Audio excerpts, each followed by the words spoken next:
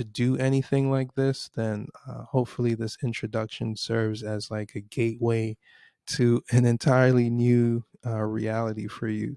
So, what is prompt coding? Well, prompt coding is just coding using natural language. For me, it's a learning tool that says interactive, but it should say it's an iterative process. So, for example, instead of spending a week or weeks or 12 weeks or whatever learning Python to be able to do something simple like turn a CSV file into a plain text file, I can just write that as a prompt, get the code that I need, and now let's say I don't know how to execute the code. I can ask ChatGPT, well, how do I execute this code you've just given me? And if I'm really, really green and have no idea where to start, I can even break it down further and say, how do I execute this code if I've never ran code before? And so you can see how you can quickly get over those hurdles by using ChatGPT to get there. And so what is this not? It's not a magic wand. Meaning, I know there's some people who are working on some magic button kind of things, but uh, you still have to like work at it, right? You still have to like figure out how to chunk down your problem and uh, write prompts that are gonna get you the code that you need. um, GPT is not infallible. It's prone to make mistakes and to uh, I find that it apologizes to me quite a bit. And prompt coding is not a substitute for best practices, or it's not a substitute for like learning to code. It's just, in my opinion, an alternative way to learn, or an augmented way to learn to help people who you learn best by example. So even though I'm not a Python expert, I've been immersed enough where when I run into certain errors, I can now quickly debug them without using ChatGPT. But it's only because of the repetition and just the immersion that I've allowed myself. So, what's the process? Well, I'm going to demonstrate it. But real quickly, here's a little diagram of the stack that we're going to be using, and it's what I've been focused on for the past few months. There's two primary tools here: Langchain and Llama Index, which specialize in allowing you to index your own data, leverage vector databases to search that data, and then using large language models like GPT to reason on top of that data, or to generate new content based off of that data. And with that, we can create chatbots or whatever end user application we want to make. So let's get into a demonstration of what I just showed you, and we're going to just do this from scratch here.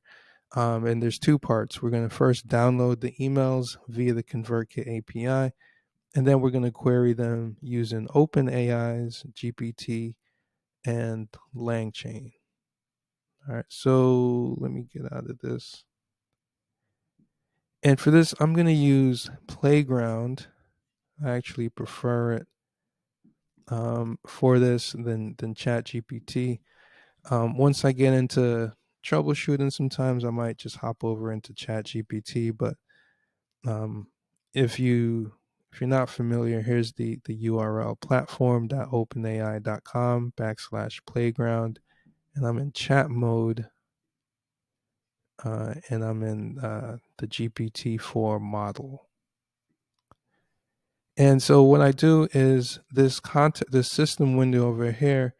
Um, I'm going to be working with the ConvertKit API. So what I'll do is I'll copy this documentation, not all of it, just the relevant bit. So the relevant bit is usually the intro or whatever has to do with like authenticating.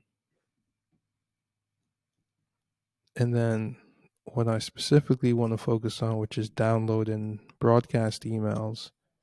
So I only need just this section right here. And I'm Now that I've got this documentation in the system prompt, I know that for any question that I ask over here, it's going to know, okay, it's going to have this understanding already.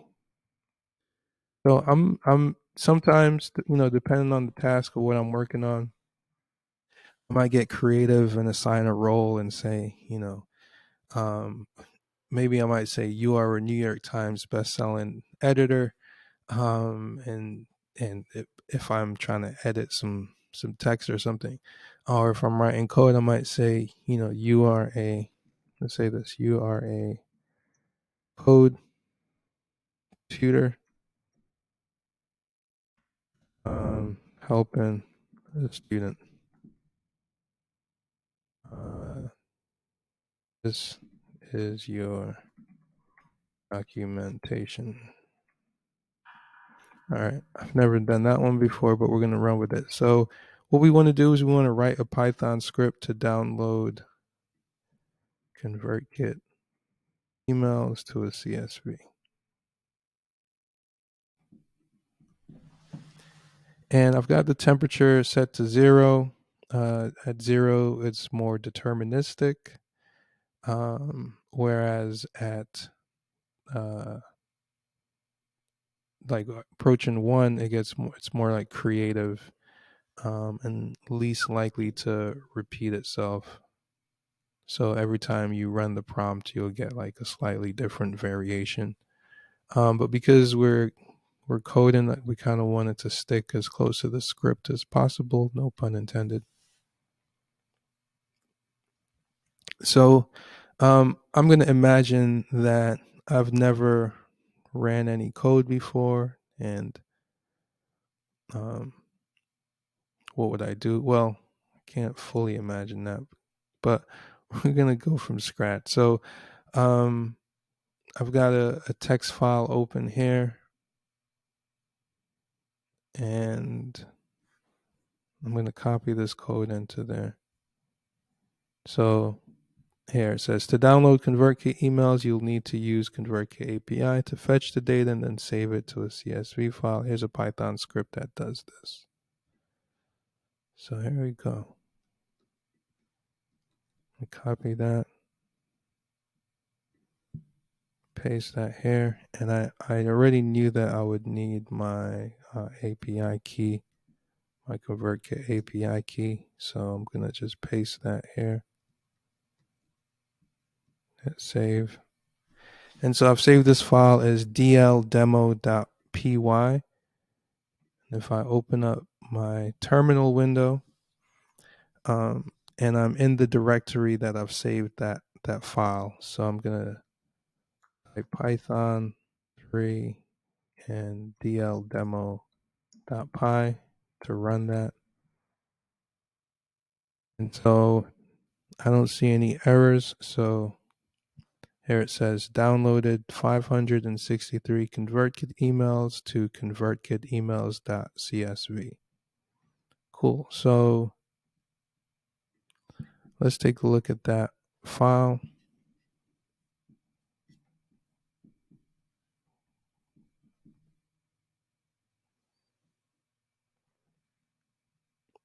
Oh, it's going to be untested.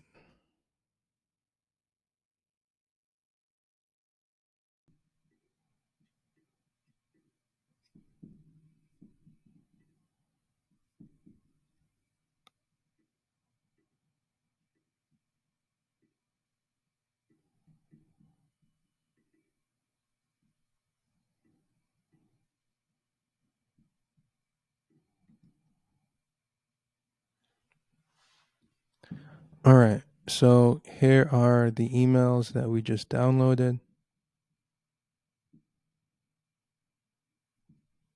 Now, we've just got 3 columns here. We've got the ID, the created date, and the subject. But let's say we wanted to include the stats as well. So if we look at the API, there's an endpoint to get statistics, open rate, click rate, and all of that. And we've already pasted that into our system prompt window over here. So let's just say um, include stats. So to include stats in the CSV file, you'll need to fetch the stats for each broadcast. Here's the updated Python script.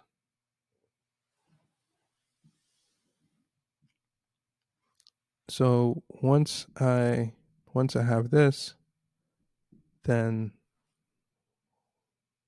I kind of have the download piece. And then the next piece is we want to query emails using OpenAI and Langchain. So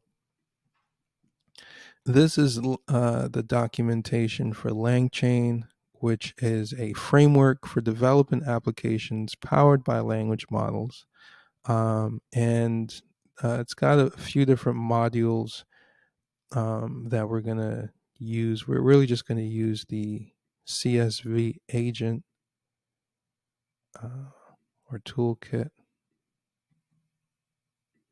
So what this does is it allows us to interact with the CSV using the LLM under the hood. So, and it's in look 4 lines of code we can accomplish this. So what I'm going to do is I'm going to copy this documentation, and you can see how minimal it is. And I'm going to skip ahead, and I'm just going to say, let's say, write a script to query that CSV using see documentation. Well, all right, so hold on a second. Before we do that, let me go back one step and let me grab this new code that we've generated here to get the statistics as well. And then now let me hit submit. So while that's doing that, I'm gonna give this a go. All right, so I'm gonna save this and I'm gonna run it. Fingers crossed. Usually, things don't work out on the first go around. So here we've got an error. Dictionary contains fields not in field names. Open track and disabled. Click track and disable. Show total clicks. Interesting. Let me see what that's all about. Okay, I can see here. So let me see to read this again. Dictionary contains fields not in field names. So I need to add these field names over here. Now, once upon a time, I would have just copied and pasted this back into the prompt, but um, I can kind of read this. I can read what it says. So I'm gonna do what it says. So I'm gonna copy that, and I'm gonna create a couple more field names over here. I'm actually surprised at myself right now,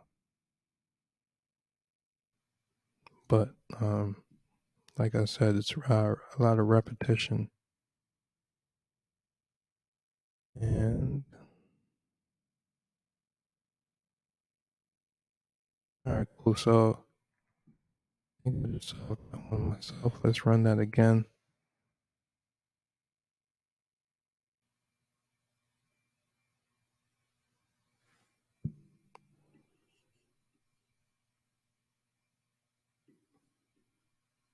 Now I think this might take a bit longer because from what I remember, the stat endpoint it has to go get it for like each email, and if there's 563 emails, I think it gets like 1 a second or 2 every second. Yeah, I think it gets like 2 per second, which means it might take like a few minutes. So I don't see any error, so I assume, oh, here's the error. All right. So this, I'm going to plug this in because I don't know where to start.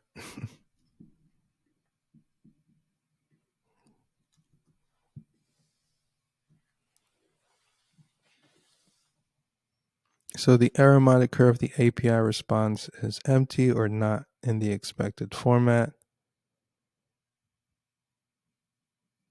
You can update the getStats function to check if the response is valid before trying to parse it. So I'm not going to take that advice. Let's see, the updated function checks if the response code is 200 before trying to parse the JSON. If the status code is not 200, or if there is an error decoding the JSON, it will print an error message. Make sure to import the JSON module. Let's just make sure that that is good. Okay, that wasn't there. So import JSON. All right. And I'm just going to save that. And I'm going to ask about any rate limit. And so, should we be concerned with rate limited? So, whether or not the API is like throttling our API calls.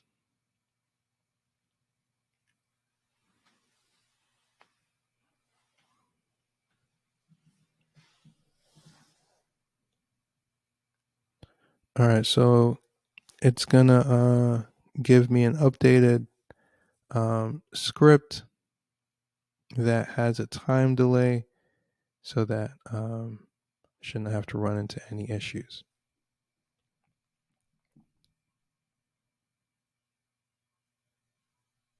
All right, so we are going to move forward with the code that we generated to be able to query our emails here. So I'm going to copy that and I'm going to open a new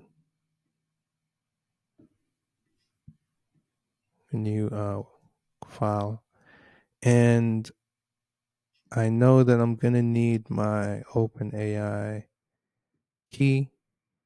And you can get that by going over here to view API keys.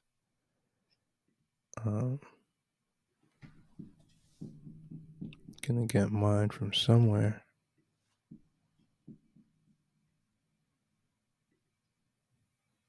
Here we go. I hope this one works.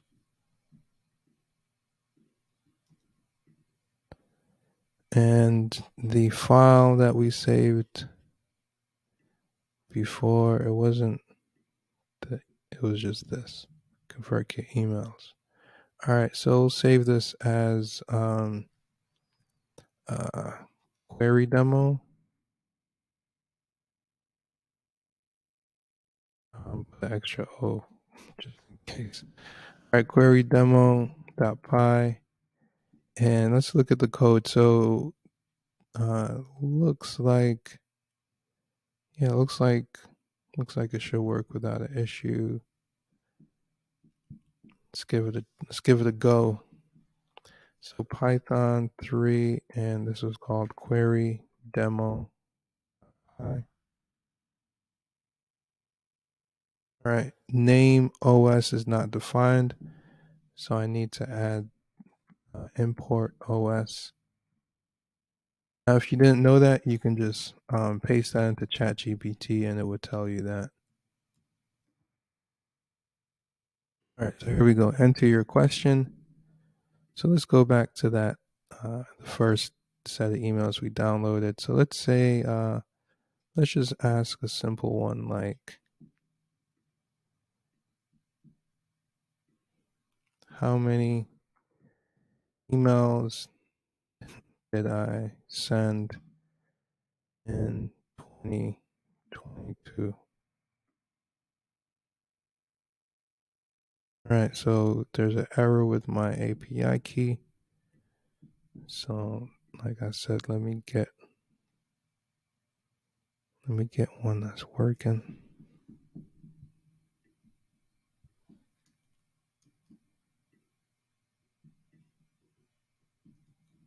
Okay, I think that's it. And let's try that again. All right, so how many emails did I send in 2021?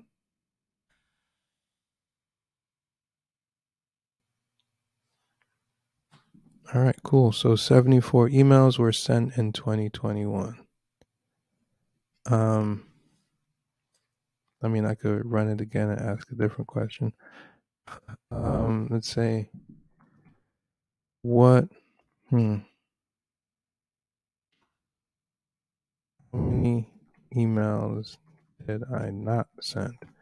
That's a kind of risky question, because it might not be able to interpret it correctly. Yeah, I don't think that interpreted it well. Let's see, what else could I ask?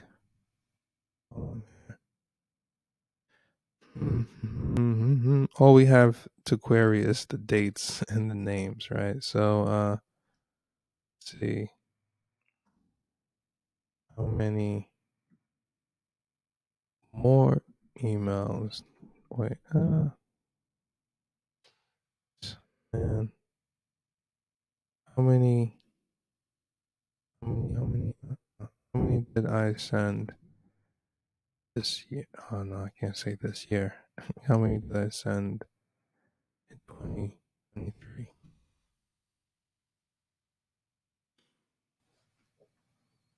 All right, 63. All right, so um, that's it, pretty much. Now the next step would be, okay, how do I get it from just this terminal thing situation to this version over here, right? And the answer to that is something called a little library called Streamlit, and you can sign up for free.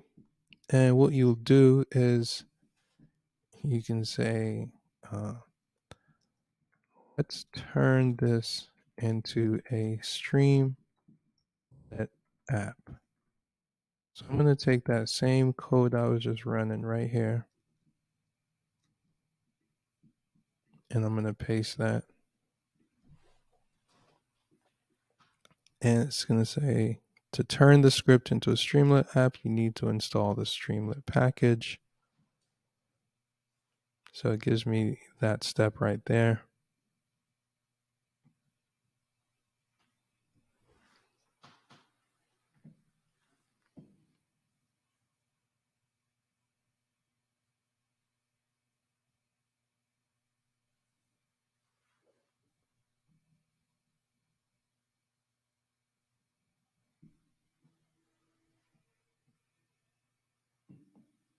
And it tells me how to run it.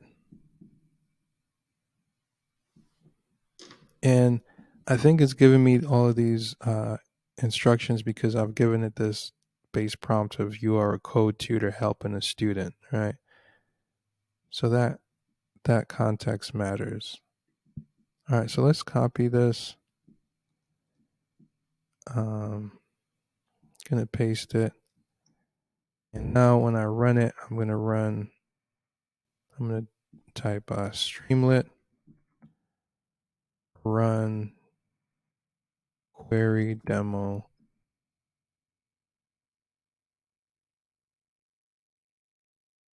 And now it opens up in my browser. And here I is where I do the same thing, right? So how many did send in?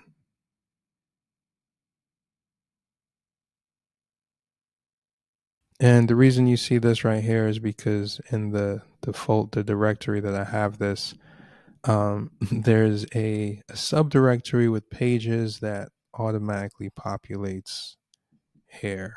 So anyway, That's the demonstration of just prompt coding and how to create stuff like this. Um, Really using the whatever documentation you have available, your prompt, and then if you run into any errors or whatever, just feed that back in, and keep iterating from there. So what's next? Well, this is the stack that we kind of just went through in the past 20 minutes. And it starts with ChatGPT and OpenAI Playground for prompting. This is where we figure out what we need to know. This is where we learn what we don't know, and this is kind of where all of the action happens. Python and JavaScript, these are the programming languages that I've been using.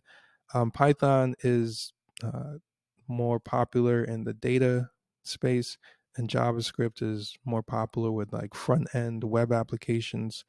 For example, the Chrome extension that I made, it's JavaScript. OpenAI's API. So this is how you can create your own chat GPT, right? The documentation is all here, and you can use the same process of copying and pasting the documentation back into ChatGPT or into the Playground system prompt, and then you know writing your own script based off of that API documentation. So um, and that's exactly where I started. I remember I thought that all I needed to do was like put a CSV in like the prompt. Anyway, I learned that it's a little bit different. And that's where Langchain and Llama Index come in. Is these libraries or frameworks allow you to interface um, with allow you to interface with the OpenAI APIs and with your data so that you can create applications. And so Streamlit and Gradio are other libraries that you can use to quickly deploy um, web apps. And GitHub and Hugging Face are uh, code repositories that I've used to store my code. I link it to Streamlit or Gradio, and then boom. So um, yeah, this is the stack that I would recommend learning. Langchain is kind of like in Llama Index. This is kind of like the hub or the brain or the framework that taps into everything else to allow you to create these web applications or these chat bots. So let me know if you found this useful. I'm currently working on a course called Mastering Langchain, which goes through all of the Langchain documentation and what you can do with it, the different use cases, specifically how I'm using Langchain, basically, which is to kind of create this all-encompassing customer search bot as well as a CRM kind of tool as well. Um, and so, yeah, again, hopefully you found this useful. Let me know what you're working on or what you're interested in or what you got out of this presentation specifically. And I'll see you in the next one. Peace.